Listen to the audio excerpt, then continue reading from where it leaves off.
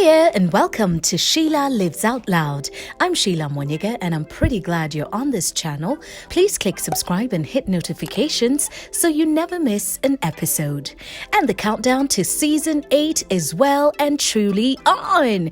And I'm looking forward to sharing more impactful conversations that speak to the pillars of what this channel is really all about. That is to live, love and grow. And if you've got a story to tell or you know someone who does, please drop me a message on any of my social media handles, or you can just simply email me, sheila@rembesha.co.ke. I'm really looking forward to hearing from you and seeing you on season 8.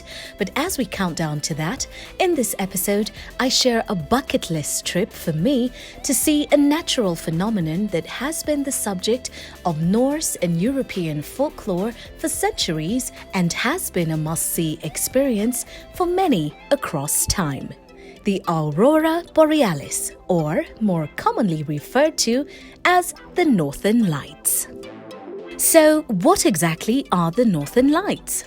When I posted my pictures on social media, the question that I got from so many followers and fans was, come on Sheila, what exactly is the Aurora Borealis? So, I'm going to share that experience with you and do the very best that I can to explain what they are, but please bear in mind, I am not a scientist and a lot of what I'm telling you is what I read. Alright?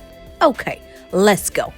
The aurora is an incredible light show between electrically charged particles released from the sun that enter the Earth's atmosphere and collide with gases such as oxygen and nitrogen. If you didn't pay attention in the chemistry and the physics, now don't be looking at me like, please, layman's terms. Those right there were the layman's terms. The lights are usually seen around the magnetic poles of the northern and southern hemispheres. Those that occur in the northern hemisphere are called Aurora Borealis or Northern Lights. Those that occur in the southern hemisphere are called Aurora Australis or Southern Lights. Auroras have variations in color as a result of the type of gas particles that are colliding. The most common color is green, produced by oxygen molecules that may be found up to 60 miles above the Earth. Other colors that may be seen may have a blue or purple color, and the rare red auroras are produced by high-altitude oxygen at heights of up to 200 miles. The best time to see the Northern Lights is usually the winter season, during long periods of darkness and frequent clear nights. The best time to be out on the lookout for displays is between 10 p.m. and 2 in the morning. But sometimes displays may begin even before or after these times. So knowing what you now know, let me tell you about the trip. Buckle up now.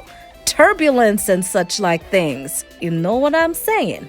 I'm taking off on a 4-hour flight to Norway, to a town called Tromsø. So I set off to find the best place to go and see the Northern Lights. I settled on Tromsø, the second largest urban area in northern Norway, which has been listed as one of the best places to go in search of the Aurora Borealis. After several flights from Nairobi with a break in Germany to acclimatize to winter temperatures, I'm a sun child, I hopped onto a plane hoping that I'd be lucky to see the lights that were christened by Galileo Galilei back in 1619 after the Roman goddess of the dawn, Aurora, and the Greek name for wind, Boreas. And even though I made the trip on Christmas Day, the plane was full, kabissa, with many who had similar hopes of seeing the Northern Lights. After a 4-hour flight from Frankfurt, we landed at Langnes International Airport in Tromsø. I'm in Norway! We just made it! Oh my god! Yay! We touched down in the afternoon, but if you looked out, you couldn't quite tell that it was barely 3 p.m. because daylight was already gone and it would remain dark until the following day. Despite the snow coming down, as I made my way to the hotel, I learned that the city of Tromsø is much warmer than most places that are located on the same latitude because of the warming effect of the Gulf Stream. So I got out of the airport on my way to Tromsø, and guess who I just met? Fatuma! My cab driver was a lovely lady called Fatuma, and guess where she was from? Somalia!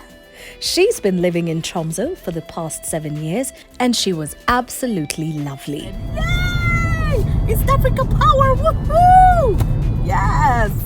Soon I arrived at the Penguin Hotellet, which is located in a modern building across from the University Hospital of North Norway.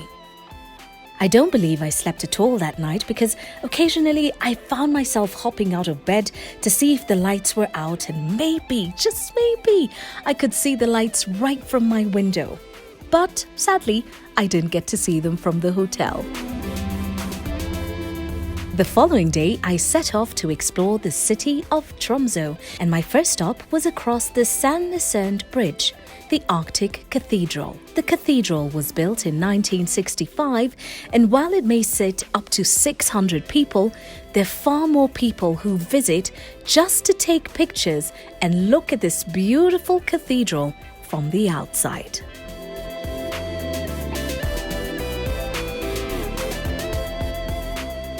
A wanderer back in the city saw me come across yet another Tromsø landmark, the Tromsø Domkirke, a lovely wooden church that is believed to have been built on a spot that's always had a church stand in the exact same place from as early as 1250 as commanded by the king at that time.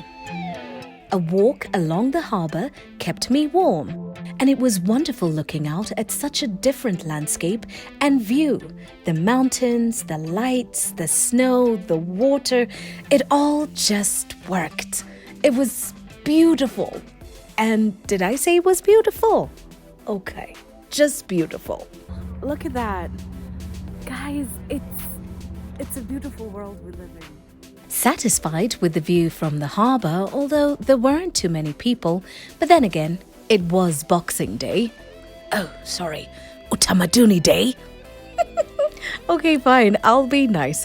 But I found out about the Fjellheisen, the Tromsø cable car.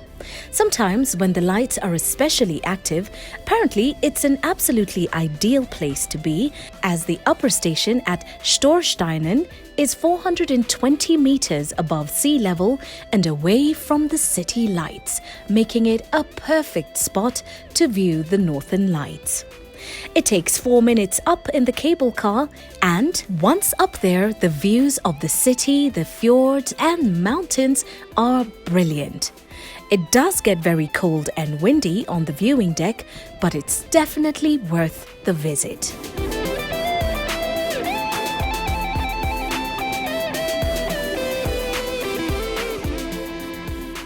Soon it was back to the hotel to get some rest in readiness for a Northern Lights excursion.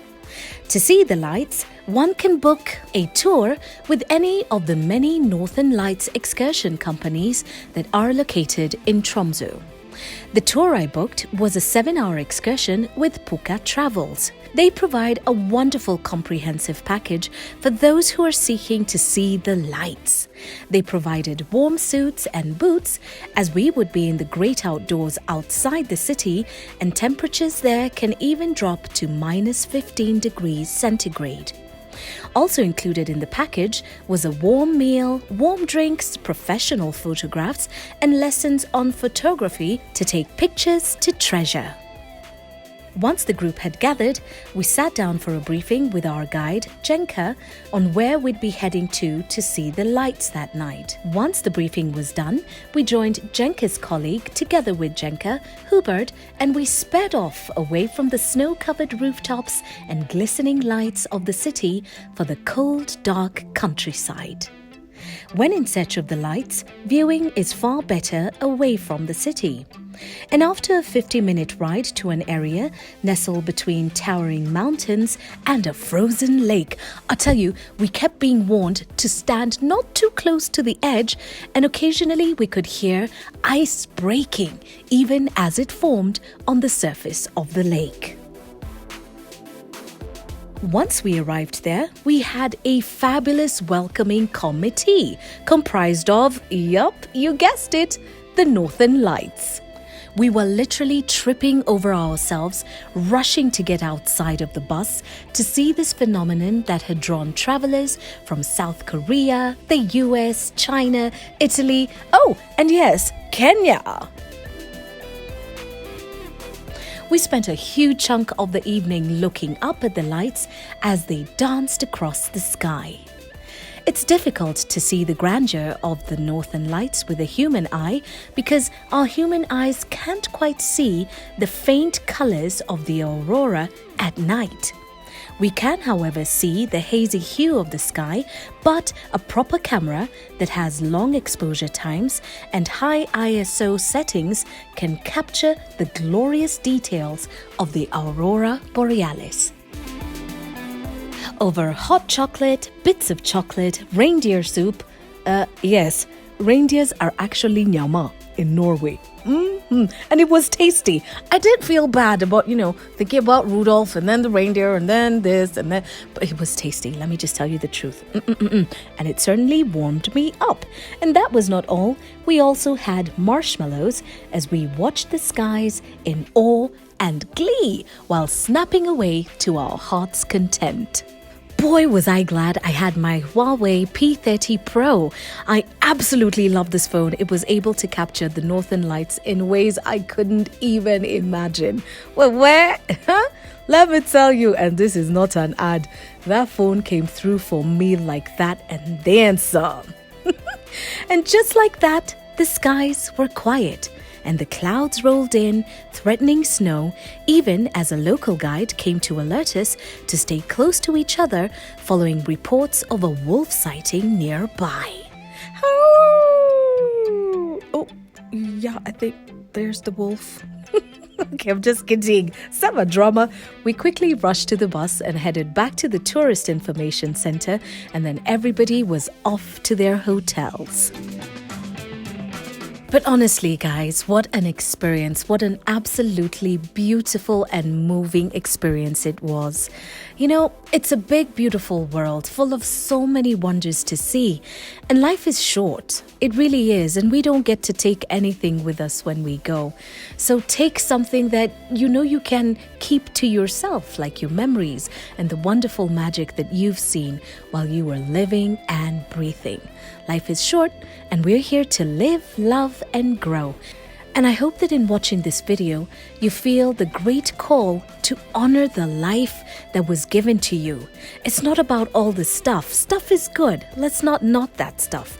But really, if your life is just about stuff, it's a very small world. It's a very small life. But it's all about the wonder, the amazing things that wait for you. So open your eyes and go and see. And I can't wait for my next adventure. Be sure I'm going to share that with you. But as I plan for mine, you better be planning for your adventure too. Remember, Season 8 is just about to kick off of Sheila Lives Out Loud, and I'm looking for you with your stories to share. Or maybe your story is still in the making, but you know somebody who's got a great story to share.